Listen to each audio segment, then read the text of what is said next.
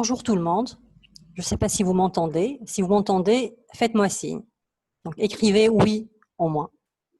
Vous Oui, m'entendez? Très bien. Donc, on peut commencer. Donc, nous allons aborder aujourd'hui les métastases. Donc, après l'éthiopathogénie des cancers, nous allons voir les métastases. D'accord?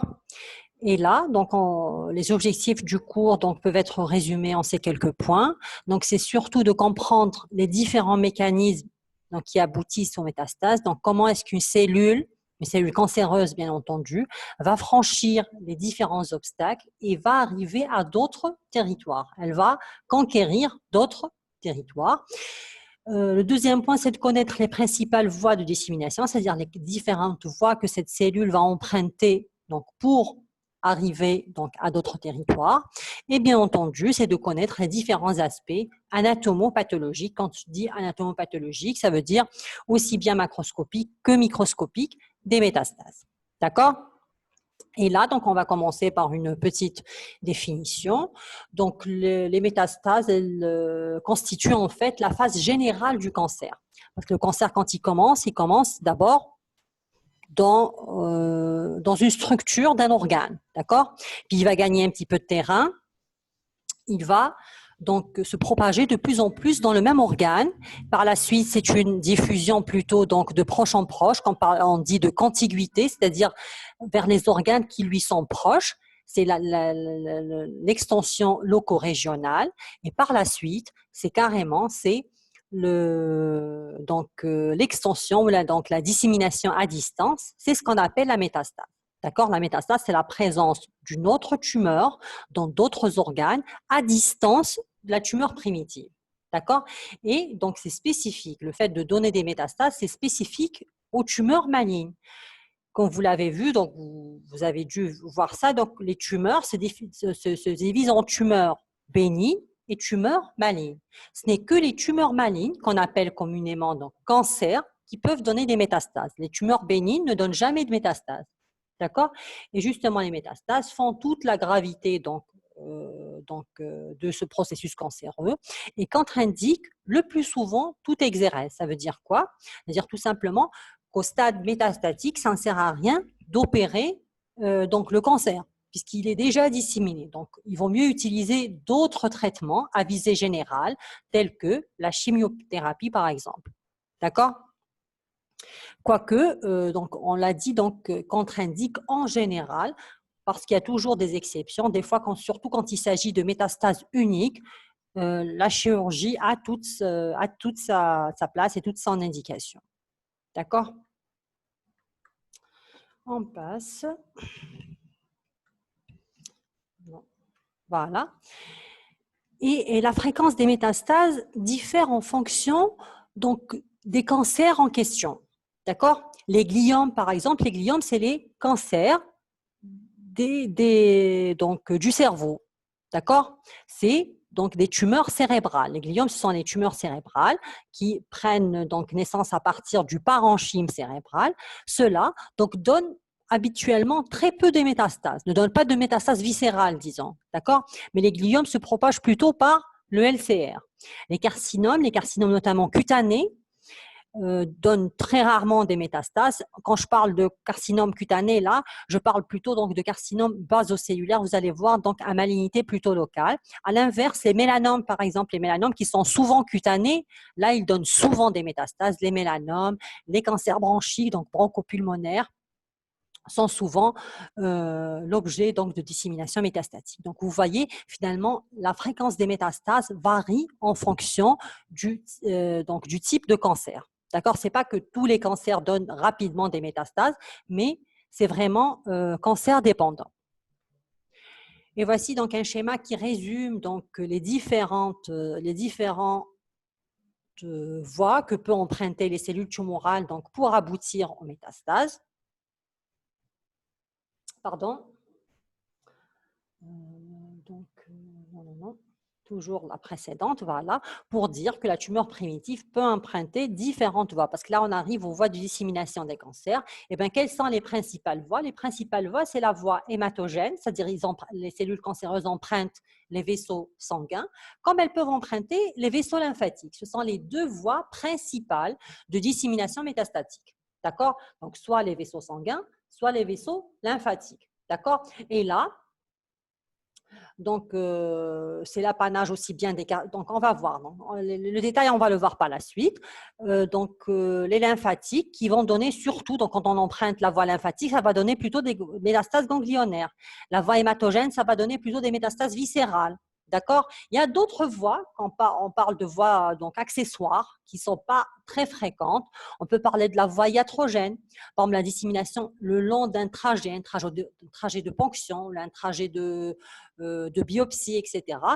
C'est très rare, donc ce mode de propagation est très rare et ça ne doit en aucun cas limiter donc l'usage d'une biopsie ou d'une ponction vu donc c'est-à-dire à chaque fois il faut peser le pour et le contre, d'accord?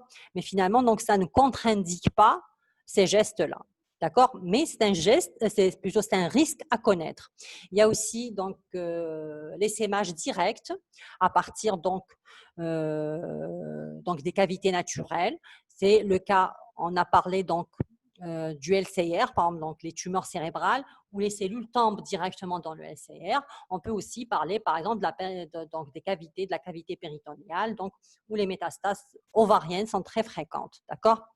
Tout au long des gaines et donc des gaines nerveuses, c'est l'apanage de certains types de cancers, notamment les cancers de la prostate, qui ont volontiers, qui ont donc préférentiellement un tropisme nerveux, donc ils se propagent le long des nerfs. D'accord?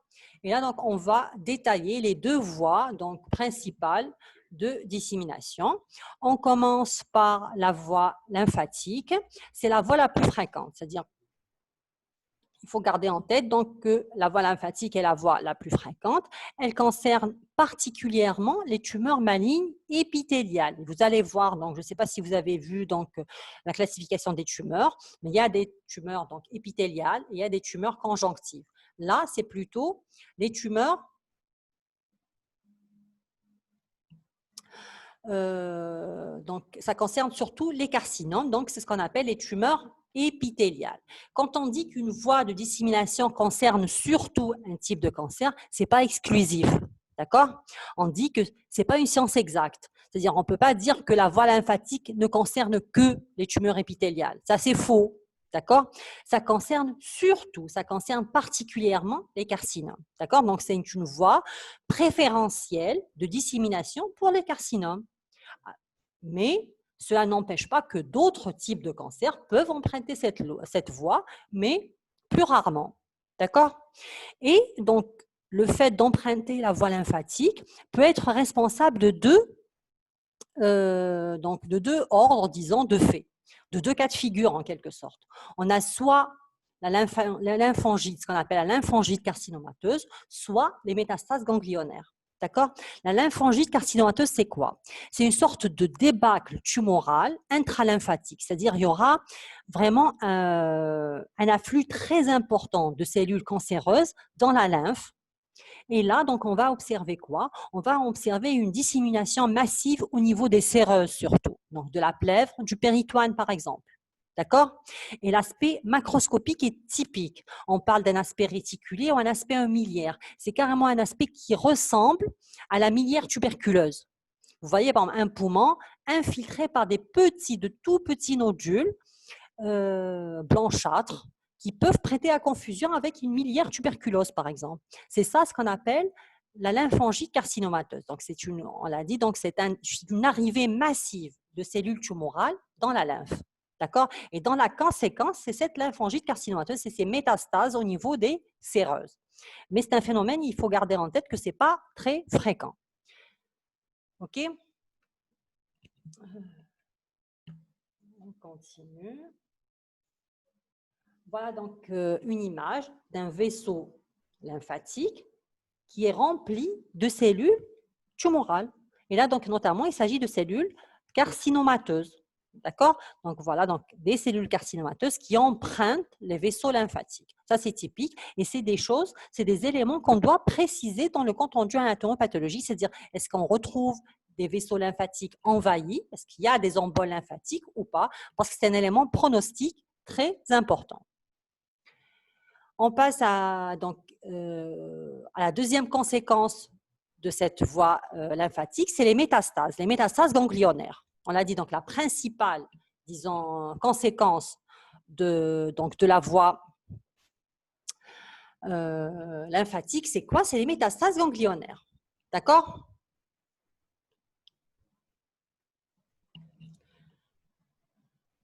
Et donc, le siège de ces métastases dépend en fait du drainage lymphatique de l'organe où est apparu le cancer. On donne souvent l'exemple donc du cancer du sein, où par exemple on a un nodule donc au niveau du cancer donc n'importe quel cadran, mais plus préférentiellement au niveau du cadran, par exemple supéro-externe du sein. Les ganglions, bien entendu, la première chaîne ganglionnaire atteinte, c'est quelle chaîne? C'est la chaîne axillaire. D'accord? Donc on a en quelque sorte donc un certain ordre dans l'apparition des métastases. Et je le dis et je le redis à chaque fois, on le dit donc en général, il y a un ordre à respecter. Mais bien sûr, donc, pas mal de relais ganglionnaires peuvent être shuntés pour, c'est-à-dire donc,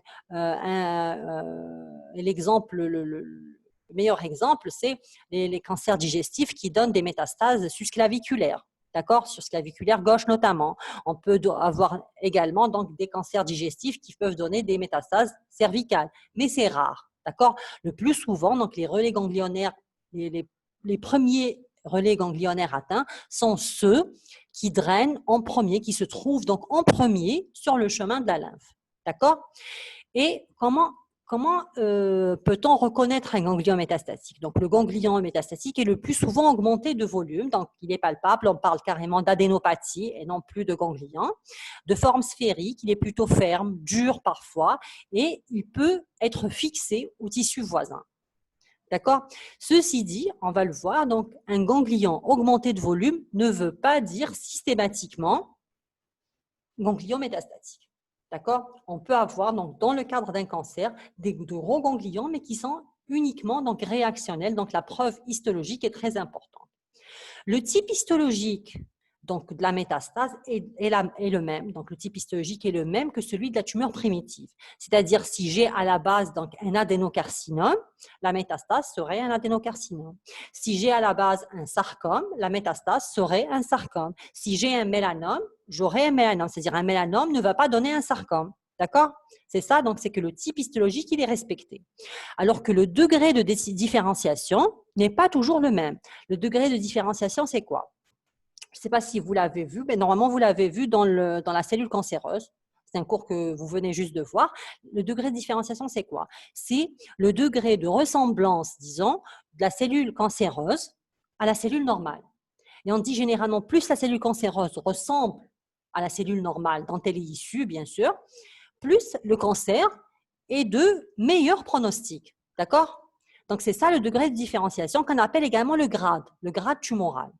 Donc, il y a le grade 1, grade 2, grade 3. Le grade 1, c'est le bien différencié. Le grade 2, c'est le moyennement différencié. Le grade 3, c'est le peu différencié. D'accord? Mais le degré de différenciation a peu d'importance dans les métastases. D'accord? Le degré de différenciation, le grade tumoral est très important dans la tumeur primitive. C'est-à-dire, on grade la tumeur primitive, on ne grade pas la métastase. Parce que la métastase, c'est bon, elle est déjà là. D'accord? Donc, elle peut changer, c'est-à-dire un bien différencié peut donner une métastase peu différenciée, un moyennement différencié peut donner donc une métastase bien différenciée, etc. D'accord? Donc, peu importe le grade dans les métastases.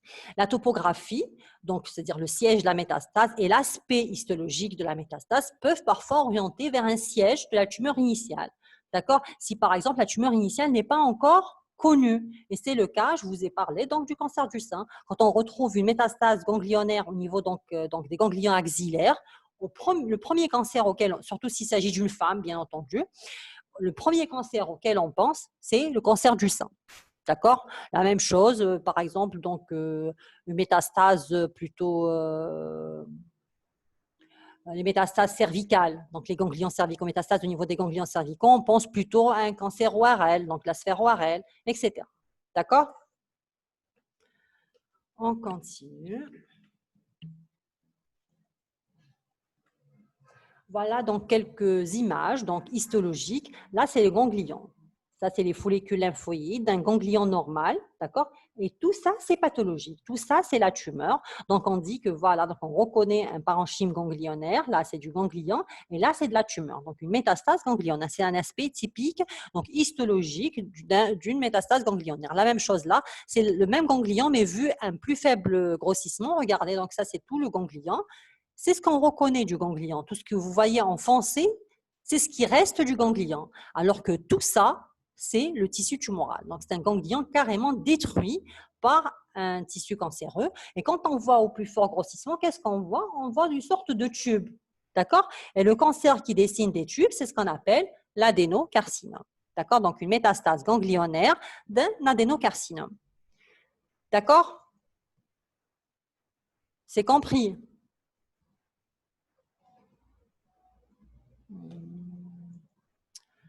On continue.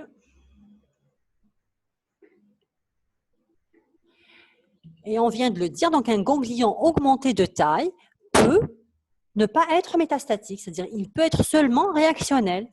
Pourquoi? Parce qu'il y a une immunité donc, qui est mise en jeu dans le processus cancéreux. Quand il y a un cancer, donc le système immunitaire il est boosté parce que la cellule cancéreuse, elle est considérée par l'organisme comme un corps étranger contre lequel il faut lutter parce qu'il ne reconnaît pas en quelque sorte la cellule cancéreuse. Donc le système immunitaire va être activé et c'est pour cela qu'on va retrouver des ganglions augmentés de taille sans pour autant qu'ils soient métastatiques. Donc cliniquement, ça va être considéré comme des ganglions métastatiques parce que tout ganglion augmenté de taille, cliniquement, il est considéré comme métastatique, mais bien entendu, par la suite, c'est l'anapathe qui va confirmer ou infirmer donc cette métastase. D'accord? Donc, tout ganglion augmenté de volume ne veut pas dire forcément ganglion métastatique. D'accord? Et les cancers, donc, les plus lymphophile, ça veut dire qui préfèrent donc une dissémination par voie lymphatique, qui aiment la dissémination lymphatique, c'est quoi? C'est surtout donc les carcinomes du sein, donc les cancers du sein, les tumeurs du testicule, certains cancers du testicule qu'on appelle les séminomes. Il y a le carcinome papillaire de la thyroïde qui donne souvent des métastases ganglionnaires, le carcinome du col utérin et aussi les mélanomes. Les mélanomes, je vous ai dit, donc c'est un cancer cutané qui est donc très grave, qui est donc les mélanomes qui sont très agressifs, qui sont des tumeurs très agressives. D'accord? Donc, on a terminé avec la voie lymphatique et on commence, donc on passe à la voie hématogène. Quand on dit hématogène, ça veut dire quoi? Donc, c'est tout simplement, c'est les cellules cancéreuses qui vont emprunter quoi? Qui vont emprunter les vaisseaux sanguins et non pas lymphatiques. C'est également une voie très importante, très fréquente de métastase. D'accord? Et là, donc, cette voie, elle concerne plutôt les sarcomes, c'est-à-dire les tumeurs conjonctives malignes. D'accord? Donc, on a préférentiellement les sarcomes, mais également quelques carcinomes. D'accord? Il n'y a jamais une voie exclusive. D'accord? Mais schématiquement, on dit que la voie lymphatique, c'est plutôt donc celle des carcinomes et la voie hématogène, c'est plutôt donc la voie de dissémination des sarcomes. D'accord? Elle est responsable, on l'a déjà dit, donc des métastases viscérales. Et le siège donc des métastases par dissémination hématogène, donc par les vaisseaux sanguins, dépend en premier donc du mode de drainage de l'organe bien entendu où le cancer a eu lieu. Donc si l'organe est drainé par par les veines portes, comme c'est le cas par exemple des différents organes digestifs. Ça va donner plutôt des métastases hépatiques. En cas de drainage des veines caves par les veines caves, ça va donner plutôt des métastases pulmonaires. Et en cas de drainage par les veines pulmonaires, ceci donne plutôt des métastases systémiques, donc cerveau, os, c'est-à-dire n'importe quel organe pourrait être atteint. D'accord? Mais ça, la même chose, donc c'est schématique. Vraiment, donc, quand on retrouve une métastase hépatique, par exemple, on pense en premier un cancer digestif. Quand on retrouve une métastase pulmonaire, on pense plutôt donc à des organes drainés par la veine cave, par exemple quoi? Ça peut être c'est surtout donc les organes un petit peu thoraciques. Et enfin, les veines pulmonaires qui peuvent donner des métastases, on l'a dit donc déjà, donc des métastases systémiques.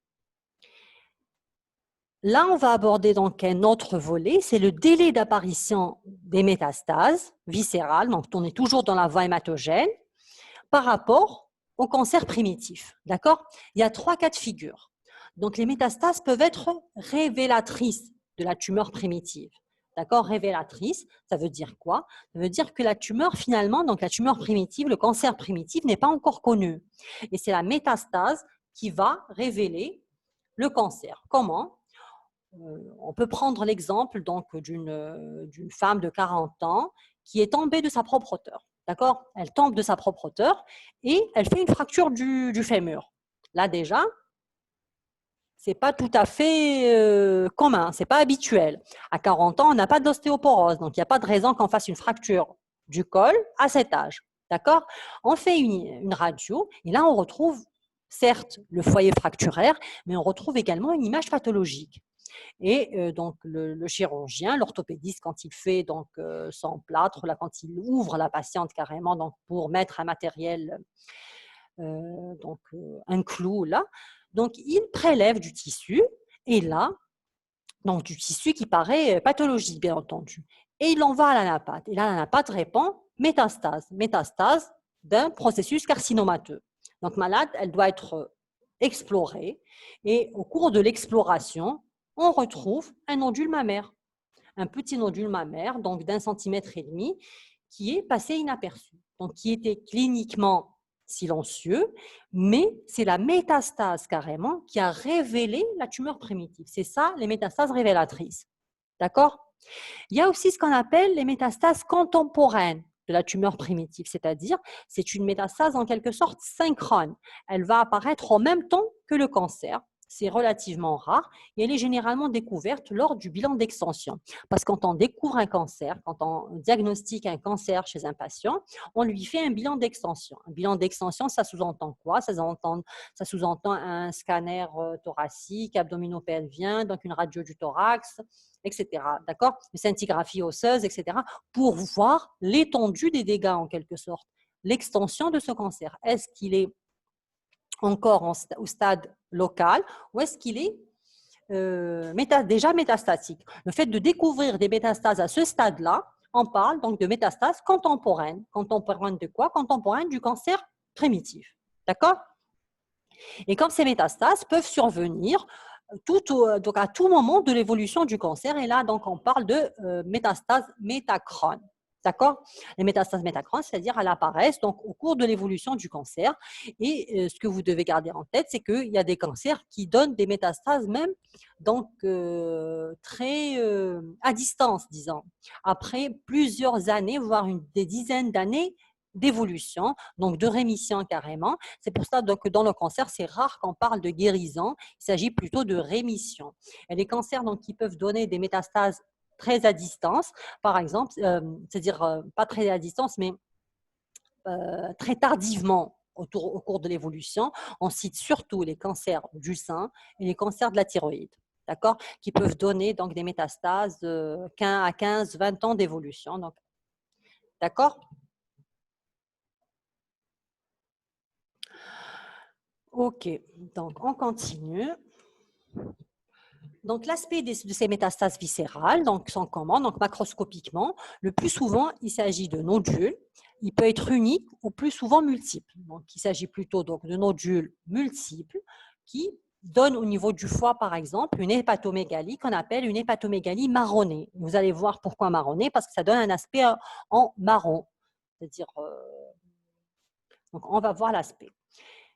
Et au niveau du poumon, c'est le classique lâcher de ballon. La même chose, c'est les métastases multiples au niveau du poumon qui donnent donc, au télé-thorax un lâcher de ballon.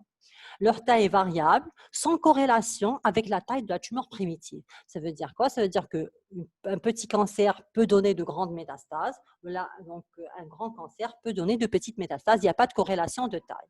D'accord? Et les métastases osseuses, donc ça rentre toujours dans les métastases viscérales, donc elles sont plutôt ostéolytiques. Elles sont le plus souvent ostéolytiques et c'est pour ça qu'on a souvent des fractures, donc fractures au niveau des os, ou là les tassements, surtout au niveau des vertèbres. D'accord?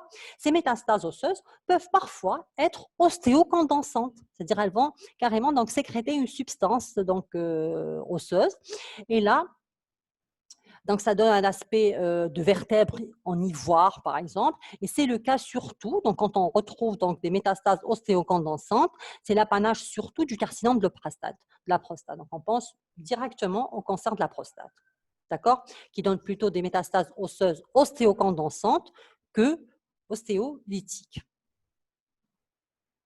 Voici donc un aspect d'un poumon criblé de nodules. C'est ça ce qu'on appelle le lâcher de ballon, même si le lâcher de ballon, donc on n'a pas souvent l'occasion de le voir donc, sur pièce. Donc ça, c'est une pièce donc, prélevée sur le cadavre. Mais sinon, donc, c'est rare de trouver. On retrouve plutôt l'aspect en lâcher de ballon sur des téléthorax. D'accord? Et là, donc, c'est l'aspect en marron. Voilà, donc le foie avec donc, ces multiples nodules. Regardez, donc c'est ces nodules un petit peu donc festonnés et c'est ça qui donne donc l'aspect en marron, donc en châtaigne en quelque sorte. D'accord? Et là, donc c'est des images donc, de métastases osseuses, ostéolytiques. Vous voyez donc là, donc plein de petites cavités, donc un crâne carrément criblé de petites cavités. Donc, c'est ça l'aspect ostéolytique des métastases. Et là, c'est le contraire. Donc, c'est ce qu'on appelle donc, la vertèbre en ivoire. Donc, les foyers d'ostéocondensation au niveau donc, des métastases. Et là, bien entendu, au niveau osseux plutôt. Et là où on suspecte donc, un adénocarcinome prostatique. D'accord? Une origine prostatique à ces métastases. C'était donc sur le plan macroscopique. Là, on passe à l'histologie, c'est-à-dire au microscope. Comment est la métastase au microscope? Elle peut être du même type que la tumeur primitive. C'est ce qu'on a dit donc, il y a quelques minutes, c'est-à-dire un carcinome va donner un carcinome, un sarcome va donner donc un sarcome, un mélanome va donner un mélanome, un lymphome va donner un lymphome, etc. D'accord? C'est-à-dire le type histologique est le même. Alors que le degré de différenciation n'est pas toujours le même, mais là, ça ne doit pas nous inquiéter. D'accord? On l'a dit, donc peu importe le degré de différenciation des métastases. Donc, le degré de différenciation, certes, c'est un facteur pronostic. Le grade tumoral, c'est un facteur pronostic, mais qui doit être évalué au niveau de la tumeur primitive et non pas au niveau de la métastase. D'accord? Si la tumeur primitive n'est pas connue, c'est-à-dire en cas, par exemple, de métastase révélatrice, là, la topographie et l'aspect histologique de la métastase peuvent orienter vers le siège de la tumeur initiale. C'est ce qu'on vient de le dire. Donc, on a parlé donc, des métastases ganglionnaires, mais là, on peut parler d'autres choses. On peut parler des métastases hépatiques. Les métastases hépatiques où, donc, bien entendu, quand on découvre un nodule métastatique hépatique, les premiers cancers auxquels on pense plutôt donc au côlon, colorectal, gastrique. D'accord? Donc, c'est les premiers auxquels on pense, les premiers cancers auxquels on pense. Voilà une image histologique d'un poumon. Là, on le reconnaît, le poumon, donc, grâce à ses alvéoles, donc optiquement vides, remplis d'air. D'accord? Et là, donc, c'est la métastase. Là, c'est une branche, une coupe au niveau d'une branche. Et là, donc, tout ce que vous voyez là, donc, c'est la métastase. C'est là où on parle donc du métastase pulmonaire d'un carcinome. Les cancers, comme on a vu, donc les cancers donc lymphophiles, là, pour les cancers hématogènes, on a dit donc elle intéresse surtout donc les sarcomes, mais également on a certains carcinomes. Quels sont ces carcinomes? Donc les carcinomes du rein, les carcinomes du foie et les carcinomes vésiculaires de la thyroïde. Si vous vous souvenez, on a parlé de carcinome papillaire de la thyroïde pour les métastases plutôt lymphatiques, parce que le carcinome, c'est deux types différents de cancer de la thyroïde, d'accord? Il y a le carcinome papillaire de la thyroïde qui donne plutôt des métastases ganglionnaire, il est plutôt lymphophile, alors que le carcinome vésiculaire de la thyroïde, il emprunte plutôt la voie hématogène, donc il donne plutôt des métastases, surtout des métastases osseuses. D'accord? Pour les cancers donc ostéophiles, justement, donc, qui donnent souvent des métastases osseuses, on parle surtout du sein, des cancers du sein, du rein, de la prostate, de la thyroïde, et là, donc, c'est le cancer vésiculaire de la thyroïde, et bien sûr, les cancers bronchopulmonaires. D'accord? D'autres voies de dissémination existent, c'est ce qu'on appelle donc les voies accessoires en quelque sorte. Et donc, c'est comme ça qu'on parle de dissémination par voie cavitaire au niveau des séreuses.